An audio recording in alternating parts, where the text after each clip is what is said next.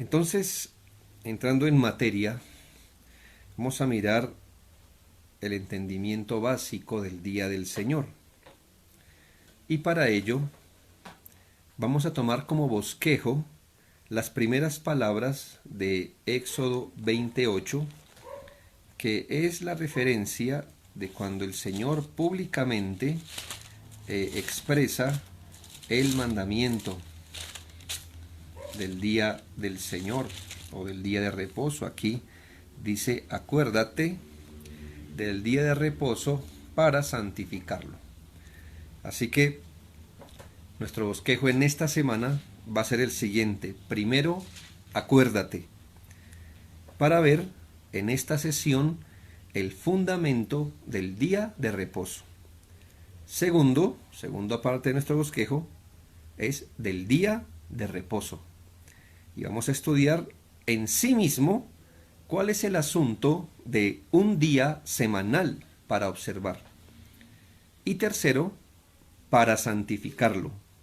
Y así, en esta sesión veremos el asunto de nuestras responsabilidades positivas y negativas. Entonces estas tres frases nos van a dar el bosquejo de esta semana. Acuérdate. Segundo, del día de reposo. Tercero, para santificarlo. Así que hoy corresponde mirar el fundamento del día de reposo bajo la palabra acuérdate.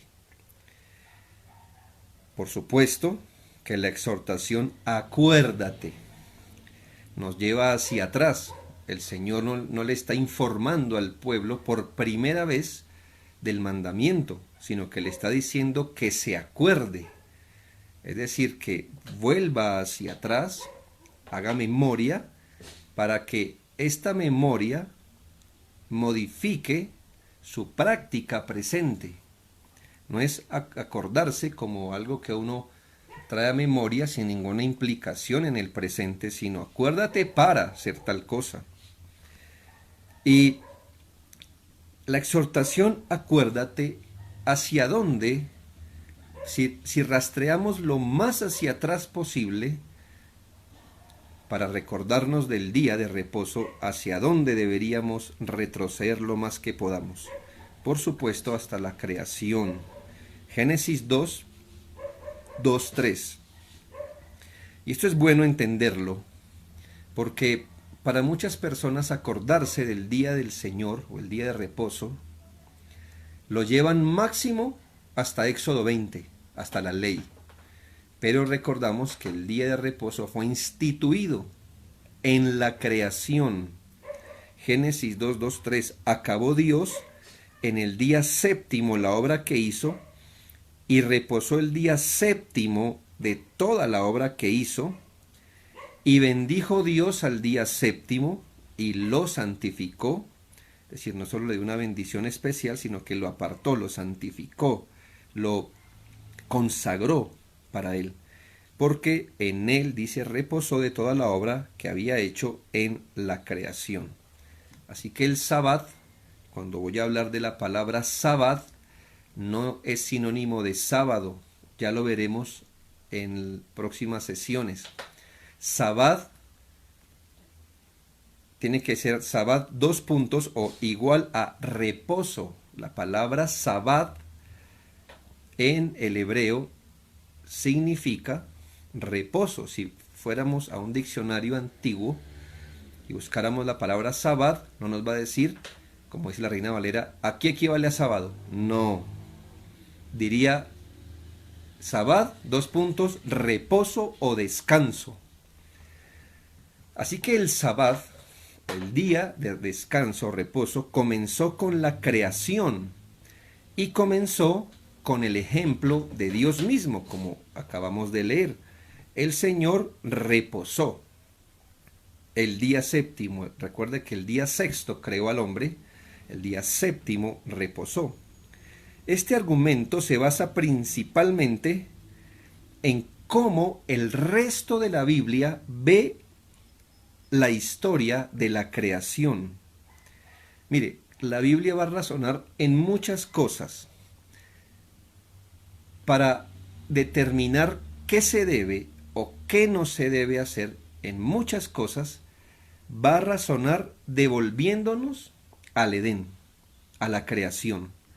Y como hemos dicho en algunas enseñanzas, en la enseñanza que llevamos principalmente con las mujeres los días jueves, vimos que en la creación se establecen los rieles, las columnas más generales, no lo particular. En el Edén no vamos a encontrar las minucias, los detalles, las implicaciones, las miles de implicaciones de la voluntad de Dios, pero en el Edén vamos a encontrar los grandes rieles sobre los que la creación rueda, las columnas grandes, los asuntos, las piedras más grandes sobre las que hay que pisar.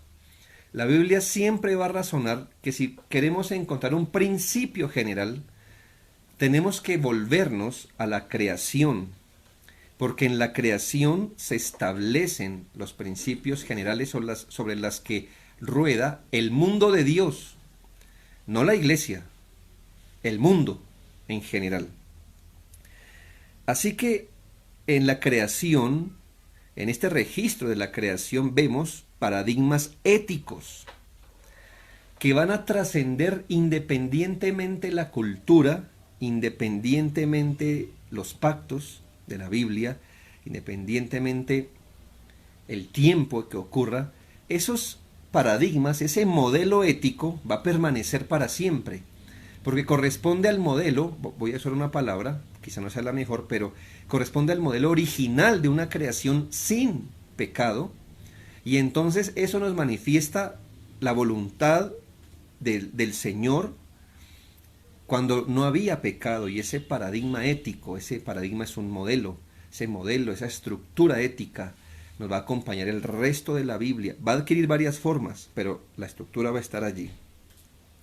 Así que vamos a ver 3 fundamentos de el día del Señor. El primer fundamento será el fundamento de las ordenanzas de la creación, o el fundamento, ese piso que nos proveen las llamadas ordenanzas de la creación. Por supuesto que si usted va a la Biblia o una concordancia no va a encontrar ordenanzas de la creación. Ese es un término teológico que se acuñó, que se usó para enseñarnos que en la creación, en el Edén, desde el principio, antes de la caída, Dios estableció leyes e instituciones para preservar y gobernar su creación. Y estas ordenanzas, que son ese tipo de leyes o instituciones, garantizarían que el hombre cumpliera el propósito por el cual fue creado. Así que cuando hablamos de la ley de Dios o las ordenanzas de Dios, tampoco tenemos que hacer referencia que la ley vino solo por el pecado. Dios es un Dios que gobierna, que rige, Él es el gobernante. Y cuando hace su mundo y encomienda al hombre, también le provee de distintas leyes para que el hombre no ande a tientas en cuanto a qué Dios espera de él, y le concede una estructura allí, un contexto, un ambiente, un ámbito especial para que el hombre pueda cumplir el propósito por el que fue creado. Así, por ejemplo, como una ordenanza de la creación está el matrimonio. ¿Cómo el hombre iba a poder cumplir el asunto de fructificar y multiplicarse? Entonces, mire, Dios creó al hombre, lo creó bueno, le dio un mandato, ¿y cómo él iba a cumplir con el propósito de llenar la tierra? Bueno, a través de esa estructura que se llama matrimonio, y por eso el matrimonio hace parte de las ordenanzas de la creación. Si usted se da cuenta, el matrimonio no se instituye en la ley, sino en el Edén. Y por eso el matrimonio tiene vigencia permanente, independientemente de la cultura, la época. El matrimonio hace parte de la estructura del hombre en esta era. También en el Edén se instituyó, por ejemplo, el trabajo. Recuerde que Adán fue encomendado a trabajar antes de haber pecado. Así que el trabajo hace parte de lo que Dios espera de todo hombre, por ser una criatura. Y el trabajo no es algo que Dios mandó después de la caída o en la ley, sino que es un principio de la creación. Y por eso usted la puede ver siempre y será siempre una ordenanza que expresa la voluntad de Dios. Y entre esas ordenanzas está el día de reposo. Fue una ordenanza de la creación. Todo ser humano, y así es que debemos razonar, porque la Biblia, le voy a demostrar esta noche, que la Biblia razona así. Y es que debemos reconocer las ordenanzas de la creación, honrarlas y usarlas para lo que fueron dadas, para nuestro bien, para el bien del prójimo y para la gloria de Dios, por supuesto. Ahora, cuando entró el pecado, las ordenanzas de la creación siguen en pie. Las ordenanzas de la creación nunca serán reevaluadas en esta era. Antes de que venga el Señor o hasta la venida del Señor, esa estructura sobre la que esta creación está rodando seguirán en pie. Sabemos que es después, por ejemplo, que dicen los hombres no se casan ni se darán en casamiento, pero ¿cuándo será esto? En la próxima era, no en esta. En esta era siempre el matrimonio será una estructura que expresa la voluntad de Dios. Entonces, si alguno piensa que cuando entró el pecado las ordenanzas fueron quitadas, no. Procreación, matrimonio, o en el orden matrimonio, procreación, trabajo, honra a Dios, en este caso el reposo cristiano, todas estas cosas se mantendrán en pie en esta era porque son ordenanzas que no dependieron de nada, ni de la caída, sino de la voluntad expresa de Dios en un mundo precaído. En las ordenanzas de la creación, el hombre es visto como ser humano. Así que no le aplica porque es cristiano o cosas así, sino porque es ser humano. Todas las personas, consideradas en su estado natural, algunos le llaman en su condición civil, es decir, el hombre visto como hombre, como imagen de Dios, al hombre en ese estado le aplican todas las ordenanzas de la creación. Por eso alguien no dice, bueno, usted se casa porque es cristiano, pero yo como no soy cristiano no tengo necesidad. No, se casa porque es un ser humano, es la voluntad de Dios para él. Y trabaja porque es un ser humano. Y guarda el día de reposo porque es un ser humano, no porque es cristiano.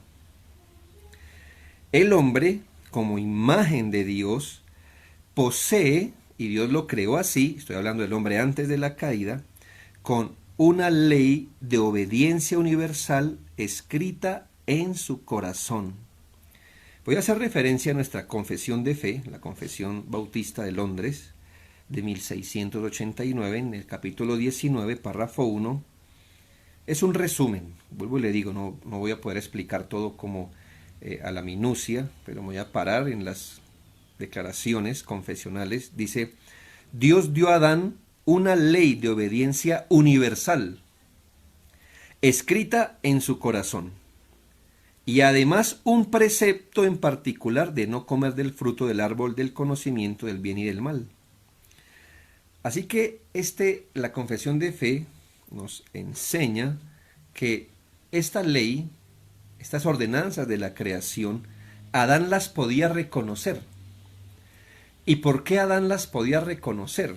Bueno, cuando estudiemos Romanos 2, 12, 14 y 15, nos vamos a dar cuenta que Adán podía reconocer esas ordenanzas porque Dios había impreso en su corazón el que esas mismas ordenanzas. Así que él entendía la voluntad de Dios, no solo por mandamientos expresos, sino porque tenía una ley o la obra del operar de la ley en su corazón.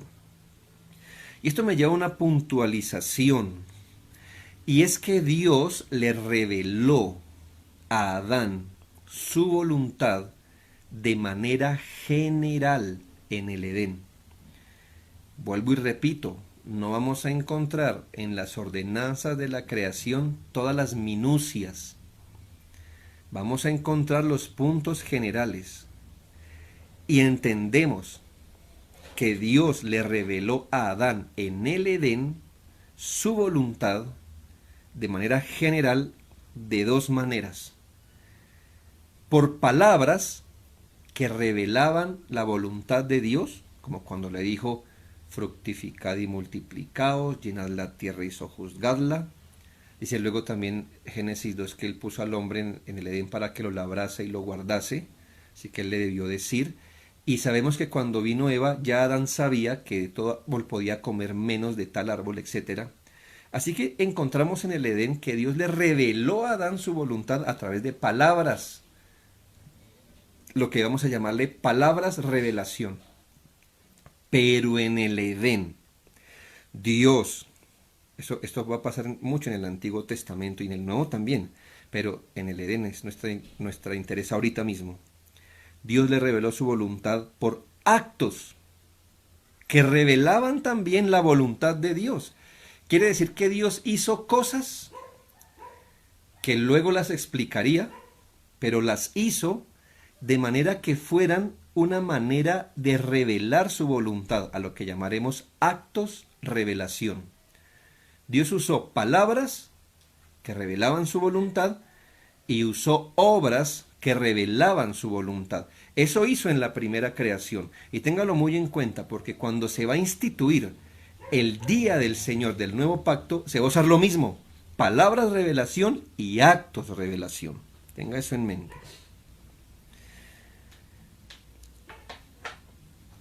Dos pasajes nos van a corroborar cómo la Biblia razona de esta manera. Mire que, por ejemplo, en Mateo 19, 1 al 8, cuando el Señor es preguntado acerca del matrimonio y especialmente del divorcio,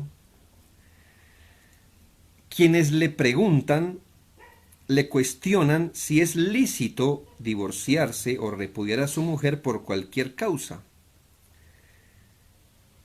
¿Cuál es la respuesta del Señor? ¿No habéis leído que el que los hizo al principio, varón y hembra, los hizo? Por esto dejará el hombre a padre y madre y se unirá a su mujer y será una sola carne. Cuando le preguntaron por el divorcio, el Señor, ¿a dónde tira su referencia hacia atrás? A la creación. Porque para el Señor Jesús, en el Edén se expresa la voluntad del Señor antes de la caída, lo que debe ser. Entonces, quienes le preguntaban, le dijeron, bueno, ¿y Moisés? Porque lo que tenía ellos en mente era lo que Moisés dijo. El Señor dice, no, échelo más atrás. Por la dureza de vuestro corazón, Moisés permitió repudiar, pero en el principio, vuelve el Señor y les dice, no me usen a Moisés. Moisés permitió algo, por la dureza del corazón, por el pecado. Pero recordemos la creación antes del pecado. Eso expresa la voluntad de Dios para toda cultura, para toda época. El matrimonio. Ahora, hay otra manera, por supuesto, que vemos este ejemplo como la Biblia razona. Le estoy tratando de comprobar que sí existen cosas que son ordenanzas de creación y que la Biblia siempre va a razonar hacia el Edén para mostrarnos cuál es la voluntad del Señor. Y está en 1 Timoteo 2, 11 al 14. 1 Timoteo 2, 11 al 14, donde dice esto, la mujer aprenda en silencio con toda sujeción, porque no permito a la mujer enseñar ni ejercer dominio sobre el hombre. Aquí el apóstol Pablo está regulando un asunto que tiene que ver con el orden en la iglesia. Estamos hablando de las iglesias del Nuevo Pacto, del Nuevo Testamento.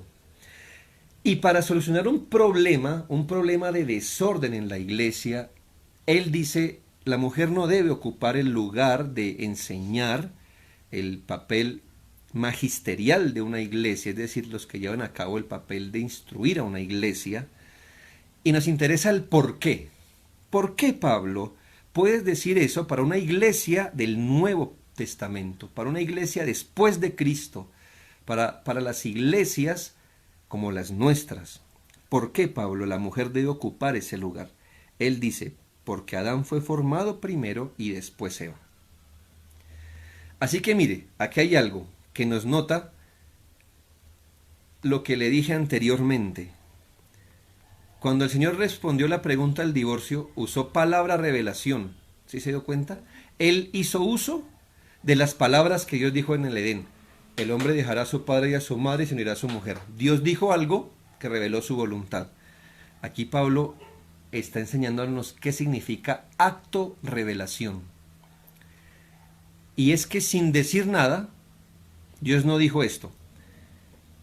Para demostrarles cuál es el orden de la familia, que después cuando yo cree una estructura que se llama iglesia, también va a regir, entonces voy a crear primero a Adán y luego Eva. No, simplemente creo primero a Adán, después creo a Eva, y ese acto estaba revelando la voluntad de Dios. Con ese acto, según el apóstol Pablo inspirado, nos estaba enseñando cuál es el orden de estructura en el mundo de Dios.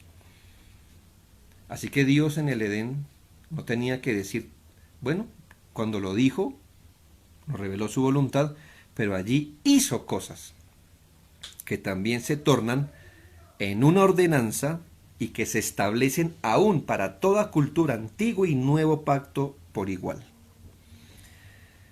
Es interesante cómo la Biblia sí razona. Entonces, tenemos esta pregunta. ¿Hace la Biblia lo mismo con el Sabbat? ¿Hace la Biblia, razona la Biblia igual con el Sabbat? Pues si nos paramos en el registro de Éxodo 20, mire lo que hace Moisés inspirado, dando razón de lo que Dios dijo. Acuérdate del día de reposo para santificarlo. ¿Qué sigue diciendo? En el versículo 11, la razón. Porque en 6 días, ¿qué hizo Moisés? ¿A dónde se dirigió? A las ordenanzas de la creación. A esa ordenanza que fue un acto, revelación. Porque Dios no dijo, así como yo voy a reposar de mis obras, los hombres van a reposar de sus obras. Pero dice Moisés que cuando Dios reposó de sus obras, no reposó para él, porque él no se cansa, sino que ese acto estaba revelándole su voluntad a Adán. Acto, revelación. Por eso Moisés dice, está claro, señores, que deben guardar un día porque Dios lo hizo. Y cuando Dios lo hizo es como si nos estuviera diciendo, como Dios lo hizo, o al hacerlo Dios nos estableció un principio inviolable que está amarrado no al Sinaí, sino al Edén, a la creación. Y por eso, así como reconocemos que el matrimonio y sus roles no dependen de si usted es judío, gentil, si está en el antiguo o en el nuevo pacto, le va a aplicar. Principios del trabajo le va a aplicar. El principio del reposo va a aplicarle siempre, siempre. Bien, entonces eso es lo primero que vimos de el fundamento de las ordenanzas de la creación. Entonces tenemos aquí la respuesta, estamos averiguando cuál es el fundamento. Bueno, el Sabbat o el día de reposo o el día del Señor tiene como fundamento las ordenanzas de la creación. Segundo, tiene el fundamento de la ley moral en sí. El fundamento de la ley moral en sí. Mire, cuando se habla de la ley moral, muchos la sitúan en el Sinaí. Para algunos, el pensamiento es que toda ley y toda ley moral se relaciona con Moisés. Error también. La ley moral también se rastrea al Edén.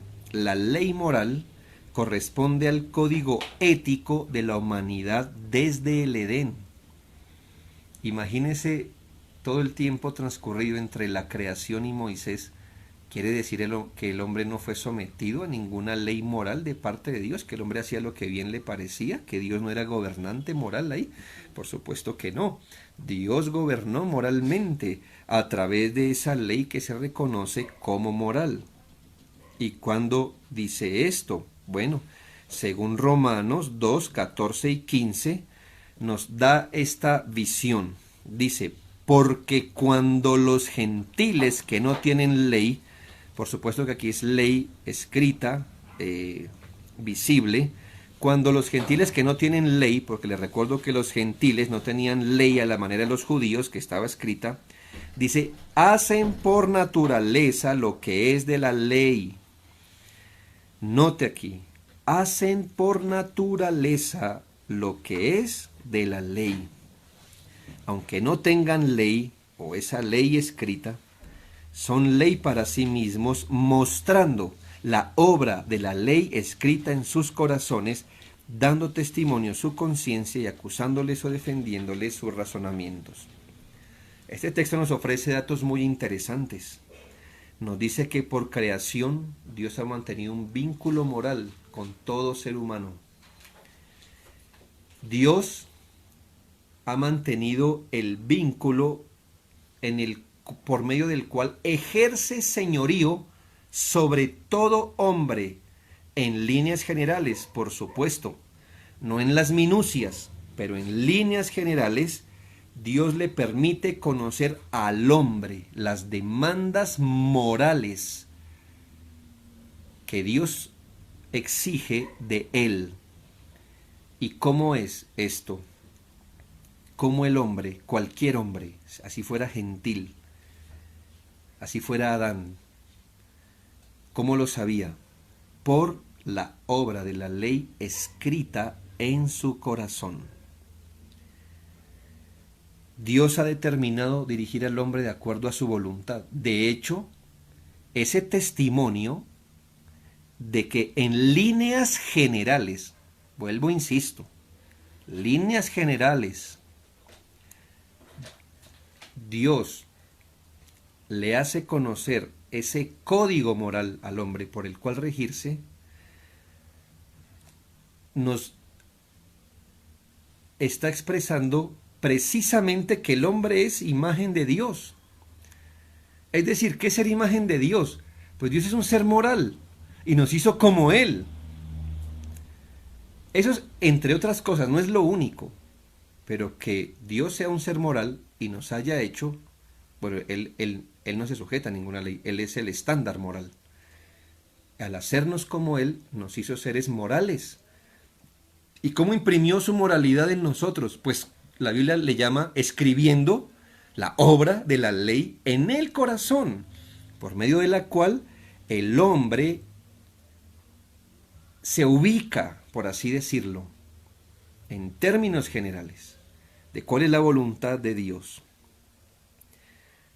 Más adelante, ¿qué hace Dios en Sinaí? Toma esa ley que estaba de manera esencial y en términos generales y la publica fuera del hombre. La hace pública, como que la transcribe afuera del hombre, la formaliza.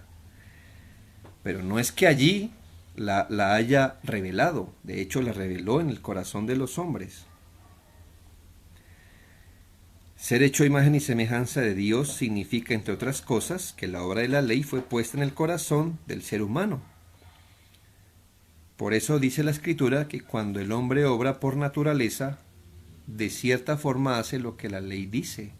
Aunque no tenga la ley escrita, entonces se identifica con la ley de Dios. Debemos diferenciar entre el hombre precaído y el hombre postcaído. El hombre precaído, el hombre antes de la caída, fue creado como un ser racional, recipiente de esa revelación moral que le ligaba con su creador. Él fue creado, Adán, en justicia y santidad de la verdad. Dios ejercía señorío sobre él. Adán fue creado con la información general en su alma de los requerimientos morales de Dios y con la capacidad de reconocerlos allí. Además de ese código moral, de lo que hemos llamado la ley moral, Dios le dio lo que se conoce en teología como mandamientos positivos. ¿Qué es un mandamiento positivo? Esto es muy importante que lo entendamos.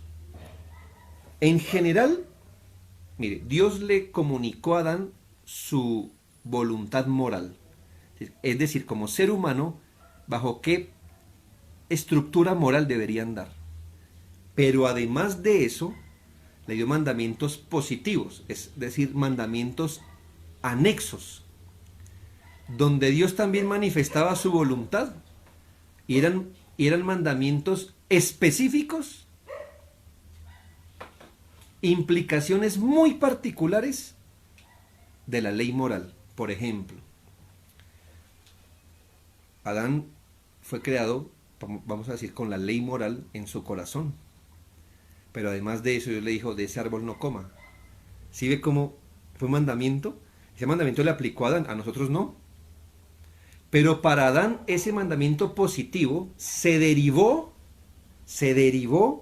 de la ley moral para él. Así que para él, obedecer la ley moral incluía ese mandamiento positivo, no comer del árbol. Para nosotros ese mandamiento positivo no existe. Estamos en la misma condición, porque somos criaturas como Adán, pero en este caso ese mandamiento positivo no existe. Le voy a decir algo. En el nuevo pacto se nos da el mandamiento positivo, tomar la cena. Adán no estuvo bajo eso. ¿Sí? Porque esos mandamientos positivos son mandamientos anexos que Dios particularmente exige a una criatura en determinados momentos por diferentes causas. Pero bueno. Este es Adán antes de la caída. Después de la caída, la palabra de Dios dice que esto no cambió. Porque en Romanos 2, que leímos ahorita, se da cuenta que los gentiles todavía tienen esto en el corazón. Y van a ser juzgados por eso también.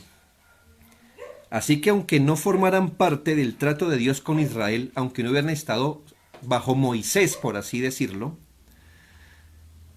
aún tenían la obra de la ley escrita en el corazón.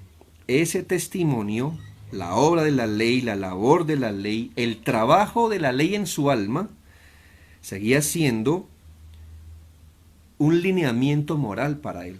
Ahora, por el pecado, esa estructura, ese lineamiento moral, viene a ser más complicado. Si es general, ahora no solamente esos principios morales son generales, sino ahora le van a ser un poco difusos al hombre, pero están allí, o si no, quiere decir que el hombre deja de ser imagen de Dios y no los tiene, y eso nunca va a ser aun cuando el hombre esté caído. Gracias, o no gracias, no. Debido al pecado, se ocasionó la necesidad de promulgar la misma ley que Dios le dio en el corazón a Adán, pero de forma externa, por el pecado. Se dio la necesidad de una nueva promulgación de la misma ley, y Dios lo hizo así, escribiéndola en tablas de piedra para presentársela al ser humano, es decir, ya el ser humano no le iba a ser fácil discernir, aunque tiene, pero está nublado, ese testimonio, para que el hombre no estuviera confuso en esto, se pone esta ley en tablas de piedra. Y en el caso de los creyentes, como una de las bendiciones del nuevo pacto, Dios volvería a comunicar esa misma ley que ya tiene el hombre por ser creación, pero que ha sido nublada por ser pecador, que ha sido puesta fuera de él en la ley moral. Es vuelta, es como, voy a usar una palabra, es reteñida en su corazón, según Jeremías 31:33. Este es el pacto que haré con la casa de Israel después de aquellos días, dice Jehová. Daré mi ley en su mente y la escribiré en su corazón, y yo seré a ellos por Dios y ellos me serán por pueblo. Entonces, como beneficio del nuevo pacto, esta ley vuelve a interiorizarse en el hombre, a ser distinguible en el hombre por la gracia del Señor. Ahora, tenemos que entender esto. Cuando hablo de la ley moral de Dios, hablo de la esencia de los 10 mandamientos. Aquí, por supuesto, como estamos en puntos de entendimiento, es necesario entender esto. No, aunque sé que a veces los 10 mandamientos se usan como sinónimos de la ley moral, o la ley moral se usa como sinónimo de los 10 mandamientos, técnicamente hablando, los 10 mandamientos son solo la expresión de lo que es la ley moral. Los 10 mandamientos corresponden a la forma de lo que la ley moral es su esencia. Es su esencia. La ley moral son principios morales, absolutos, transculturales, trascienden épocas, culturas, personas. Tenemos esa esencia, por así decirlo, la esencia de la ley moral, de lo que es Dios moralmente, de lo que exige al hombre. Es una esencia. Ahora, los 10 mandamientos no son más que 10 maneras, 10 formas en que la ley moral se expresa. Esto es interesante que lo miremos, por ejemplo, para que podamos ubicarnos más allí. Es decir, no podemos reducir que la ley moral son 10 mandamientos. La ley moral son solamente una expresión, un resumen, una síntesis, una forma adecuada de lo que son o de lo que es la ley moral. De tal manera que es como si la ley moral nos señala los deberes perfectos y absolutos que tenemos con Dios y con el prójimo. Y está incluido el todo de nuestra vida, nuestro pensamiento, nuestras obras, todo esto. Los 10 mandamientos lo que hacen es darle cierta forma a esa esencia y aplicarnos de alguna manera esta esencia. Mire, le pongo un ejemplo. Vamos a hablar de este mandamiento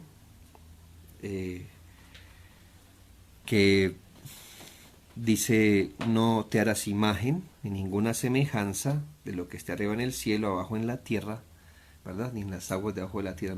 No te inclinarás a ellas ni las honrarás. Mire, hermanos, esa es la expresión. Pero ¿cuál es la esencia de ese mandamiento? La esencia de ese mandamiento no es que no debemos adorar a Dios con estatuas. Esa es la forma. La esencia de ese mandamiento nos dice que debemos adorar a Dios conforme a los medios que Dios nos da y no conforme a nuestra imaginación. ¿Sí ve? Para el pueblo de Israel que salió de Egipto, acostumbrado a mirar dioses, mire cómo tomó la forma el mandamiento: no se haga imagen. Pero ¿qué pasa con nosotros, por ejemplo, que hoy no tenemos imágenes ni esculturas? Decimos, bueno, eso no nos interesa. No, porque la esencia del mandamiento dice que debemos adorar a Dios como Él lo exige y no conforme a la imaginación de los hombres. No sé si me hice entender. El punto es que nadie puede decir, como yo no tengo imágenes, a mí este mandamiento ya no me aplica. No, porque ese mandamiento es una forma en que la esencia se expresó. Pero ¿cuál es la esencia? La adoración a Dios conforme Él lo ha dicho. Así que todo aquel que no adora a Dios conforme Él lo ha dicho, transgrede el segundo mandamiento. Por eso cuando miramos iglesias que no observan el principio regulador, decimos, ellos están quebrantando la ley moral de Dios. Ah, pero no tienen estatuas, no tienen imágenes, no tienen cosas así. Sí, quizá no transgreden la forma en que se dio ese mandamiento, pero no quiere decir que no lo estén transgrediendo. Quizás sea más fácil hablar del ejemplo de no matar. No matar es la forma externa en que el mandamiento se expresó, en que la ley moral se expresó. No matar. ¿Y qué enseña el Señor? Ah, ustedes están tan tranquilos porque no han matado. Pero ¿qué le dice el Señor? Ustedes no han entendido. Ustedes se tomaron de lo externo y hicieron un caso. No, pero si usted odia, si usted ofende, transgrede el mandamiento. ¿Por qué? Porque la ley moral dice que debemos tener respeto y honor por la vida en cualquiera de sus formas. La forma, esa forma que tomó el mandamiento, como dice, no matar. Entonces note, ¿cuál es la esencia? Honrar la vida. Por eso no solo si lo mato, si lo odio, si lo aborrezco, si no lo considero, si lo abandono, si lo dejo morir, si le aplico la eutanasia, ¿verdad? Si tantas cosas, si no preservo su vida, si veo que va a un peligro y no lo advierto, todas esas cosas son una violación del mandamiento a no matar. Ah, pero no lo estoy matando. Sí, pero es que usted no puede ver lo externo. Usted ve la esencia del mandamiento. Entonces, debemos entender que la ley moral es la esencia de los 10 mandamientos. Esto es importante notarlo. Y esto se ve claramente, no hay otra forma de entender Éxodo 16. Si usted mira, Éxodo 16, de obvio, viene antes de Éxodo 20. Y en Éxodo 20 usted encuentra la promulgación de acuérdate del día de reposo para santificarlo. 6 días trabajarás y harás toda tu obra, más el séptimo día reposo para Jehová tu Dios. No hagas en él obra alguna, etc. Mire qué pasa en Éxodo 20. Mire la regulación, mire la forma. La forma. Pero qué interesante que en Éxodo 16, cuando el pueblo pide maná o pide comida y Dios le responde con el maná, en Éxodo 16, por ejemplo, el versículo 23 dice, y les dijo Moisés, esto es lo que ha dicho Jehová. Les estaba enseñando qué debían hacer cuando recogieran el maná. Esto es lo que ha dicho Jehová, mañana es el santo día de reposo, el reposo consagrado a Jehová. Lo que habéis de cocer, cocedlo hoy, y lo que habéis de cocinar, cocinadlo, y todo lo que os sobrare, guardadlo para mañana. Versículos 25 y 26. Y dijo Moisés, comedlo hoy, porque hoy es día de reposo para Jehová. Hoy no hallaréis en el campo. 6 días lo recogerás, mas el séptimo día es de reposo. En él no se hallará. Versículos 29 y 30. Mirad que Jehová os dio el día de reposo, y por eso en el 6º día os da pan para 2 días. Estése pues cada uno en su lugar y nadie salga de él en el 7º día. Así el pueblo reposó el 7º día. ¿Cómo es que puedo hablar de un día de reposo antes del Sinaí? ¿Por qué puedo decir hoy es día de reposo de Jehová antes de que el Señor dijera este es el día de reposo de Jehová? Porque lo que hizo Éxodo 20 fue darle una forma a la ley moral, pero la ley moral ya existía antes. El hombre debería guardar el día de reposo antes del Sinaí. El Sinaí lo que proveyó fue una forma externa adecuada, un resumen, una síntesis. Por eso antes de que se promulgara en el Sinaí, el pueblo ya sabía. Mire que ninguno del pueblo dijo, ¿día de reposo? ¿Qué será eso, Moisés? Explícanos qué significa eso. No, ellos sabían que era el día de reposo. ¿Y de dónde lo sabían, hermanos? Pues primero es un mandato de la creación, guardado entre el pueblo de Dios, ¿verdad? Así que de esta forma se entiende. La ley moral se resumió y se aplicó específicamente en los 10 mandamientos. La ley moral se resumió en 10 mandamientos. Es un resumen. Así que debajo de cada mandamiento, si usted desenvuelve cada mandamiento, va a encontrar lo que no está resumido. Mucha información.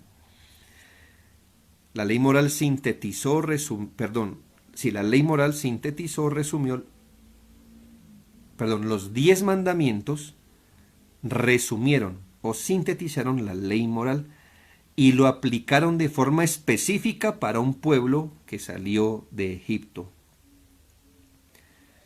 Así se debe entender. Los 10 mandamientos son solo un resumen de la ley moral con una aplicación también particular.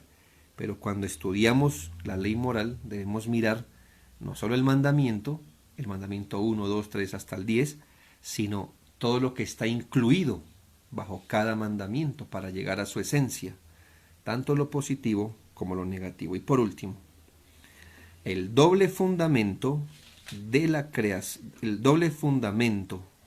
creación y redención. Dije que iba a mirar 3 fundamentos, ¿verdad?, del día de reposo. El primer fundamento del día de reposo son las ordenanzas de la creación. El segundo fundamento del por qué un día de reposo es la ley moral en sí. Así que la ley moral nos habla de un día de reposo, no solo una ordenanza de la creación, sino la ley moral que se resumió en acuérdate del día de reposo para santificarlo. Y el tercer fundamento es creación y redención. Cuando la palabra de Dios nos dice o nos va a responder, ¿por qué un día de reposo? ¿Por qué un día apartado para el Señor? Va a ir a 2 eventos. En Éxodo 20:11 nos va a dar el primer fundamento del por qué un día de reposo. 20:11 dice, porque en 6 días hizo Jehová los cielos y la tierra, el mar y todas las cosas que en ellos hay, y reposó en el 7º día. Por tanto Jehová bendijo el día de reposo y lo santificó. ¿Por qué hay un día de reposo? ¿Por qué se debe guardar un día de reposo? Porque Dios lo creó para el hombre, lo bendijo, y todo eso hizo cuando él reposó y estableció una norma ética para nosotros. Porque hay un día de reposo, porque él reposó. Él lo instituyó en el Edén. Y este es el argumento del señorío, se llama. Es decir, ¿por qué guardar un día de reposo? Porque Dios es el Señor, porque Él creó todo, porque Él fue el modelo de reposo para el día de reposo. Pero en Deuteronomio 5, si usted nota que el Deuteronomio es la repetición de la ley, Éxodo ocurre 40 años antes, Deuteronomio ocurre, por supuesto, 40 años después. Deuteronomio capítulo 5, que es cuando se recuerdan los 10 mandamientos, note lo que dice el versículo 15 como razón. Acuérdate que fuiste siervo en tierra de Egipto, y que Jehová tu Dios te sacó de allá con mano fuerte y brazo extendido, por lo cual Jehová tu Dios te ha mandado que guardes el día de reposo. Interesante, porque desde la creación hasta el Éxodo solo había una razón para guardar el día de reposo: Jehová tu Dios. Él es el creador, Él es el Señor, Él reposó, Él instituyó. Pero después del Éxodo se anexó una segunda razón por qué guardar el día de reposo para el pueblo de Israel. No se abrogó el primero, en Éxodo se dice, sino que se le anexó una segunda razón. Jehová es tu redentor. Qué interesante. En Éxodo, ¿cuál es la razón? Jehová es tu creador, Jehová es tu Señor, Jehová es tu Dios. En Deuteronomio, ¿cuál es la razón que se da para guardar el día de reposo? Jehová es tu redentor, Él te salvó. Mire estos 2 asuntos. Es interesante que cuando el Señor en Marcos 2:23 es cuestionado de que sus discípulos están quebrantando el día del Señor, termina diciendo esto. Se volvió al Edén y les dijo, el día de reposo fue hecho por causa del hombre y no el hombre por causa del día de reposo. Por tanto, el Hijo del Hombre es Señor del día de reposo. Amarró creación y señorío, ¿sí ve? Como lo hizo Éxodo 20. Pero esta vez lo está haciendo Cristo. Dijo, en el Edén pasó esto. Por tanto, así como Jehová era el Señor, ¿sí? La primera razón, señorío. Yo soy el Señor del día de reposo. Es interesante aquí como el Señor, y esto va a pesar mucho para el nuevo pacto, porque nosotros no somos judíos ni estamos bajo el antiguo pacto. Nuestro Señor es el Señor del nuevo pacto, y entonces hacemos lo que el Señor del nuevo pacto dice que deberíamos hacer. Y deberíamos preguntarnos, nosotros como creyentes del nuevo pacto, si es que Dios, si es que ese Señor del día de reposo, que es Cristo, según Marcos 2, dijo, ¿se acuerdan del Edén? Bueno, yo soy el Señor del día de reposo. Los creyentes del nuevo pacto deberíamos pensar si es que hay un pueblo, aparte del pueblo de Israel, que experimentó la redención de una forma más completa, más alta y perfecta. Y debemos decir, por supuesto, lo que le pasó al pueblo de Israel saliendo de Egipto no es más que una pequeña maqueta. ¿De qué pueblo? De la iglesia, que no recibió una liberación de Egipto, sino del pecado, de sus consecuencias, no por Moisés, sino por Cristo.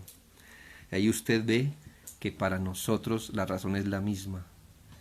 Guardamos el día de reposo en el nuevo pacto, porque Jesús es el Señor del día de reposo, y segundo, porque el Señor es el Salvador de su pueblo. Esto lo vamos a ver quizá mañana cuando miremos por qué se cambió de día. Aquí es donde nos va a alcanzar este principio, porque Él es el Señor, y segundo, porque Él es el Redentor. Bien. ¿Abroga el Nuevo Testamento la observancia del día de reposo? Escuche bien esta pregunta, con esta termino. No es fácil la respuesta. ¿Abroga el Nuevo Testamento la observancia del día de reposo? Debemos decir que el día de reposo, como parte de la estructura del antiguo pacto, fue abrogado, pero jamás como parte de su ley moral. ¿Ya? El día de reposo fue abrogado, y no solo el día de reposo, sino todo tipo de fiesta, luna nueva, como lo dice Colosenses 2:16, fiesta, festividad, luna nueva, reposo, fue abrogado como ley del antiguo pacto. Pero el día de reposo jamás fue abrogado como ley moral, como ordenanza de la creación. Por eso, aunque el antiguo pacto cayó y con él cayó el día de reposo como ese día último que se guardaba, el principio moral siguió en pie y fue expresado en el nuevo pacto en el primer día de la semana bajo ordenanzas específicas de Cristo como Señor del día de reposo. Muchos piensan que el día de reposo fue abolido como ley moral, basado en Colosenses 2:16. Nadie os juzgue en comida, bebida, en cuanto a días de fiesta, luna nueva o días de reposo, todo lo cual es sombra de lo que había de venir, pero el cuerpo es de Cristo. Colosenses hace referencia a Oseas 2, donde se dice que el Señor no tendría complacencia en estas cosas. Pablo no está aquí combatiendo la ley moral, no. Está combatiendo la imposición de las leyes que correspondían al antiguo pacto, jamás a la ley moral, sino a las leyes que venían como expresión del antiguo pacto. Esto hay que entenderlo. El antiguo pacto cayó, el antiguo pacto fue eliminado y toda su estructura cayó, pero la ley moral simplemente siguió. El nuevo pacto fue esa estructura externa que en su momento le dio forma a la ley moral. Pero caída la estructura externa, mire, le pongo este ejemplo. El antiguo pacto es como si usted toma agua y la pone en los cubos de hielo. El agua va a tomar la forma de los cubos de hielo y para mí esa cubeta de hielo se llama antiguo pacto. Pero cuando el antiguo pacto desaparece, no es botar el agua con los cubos adentro, es sencillamente botar el molde. ¿Qué pasa con el contenido? Se derrite, pero sigue allí. Y esa misma esencia va a tomar la forma del nuevo pacto. Lo mismo. Lo que cambió fue la estructura en la que esta ley se expresó. Entonces, si la pregunta es si abroga el Nuevo Testamento la observancia del día de reposo, debemos ser claros. Quizá lo que abroga es el antiguo pacto y la observancia de los días de reposo, para hacer referencia a todas las festividades, a los días que se observaban, pero jamás abroga el día de reposo en singular, el día de reposo, que es una ordenanza de la creación que expresaba la ley moral de Dios. La respuesta no es fácil, se da cuenta. No se traspapela a todo el mundo. O todo o nada. Si cayó todo, cayó todo.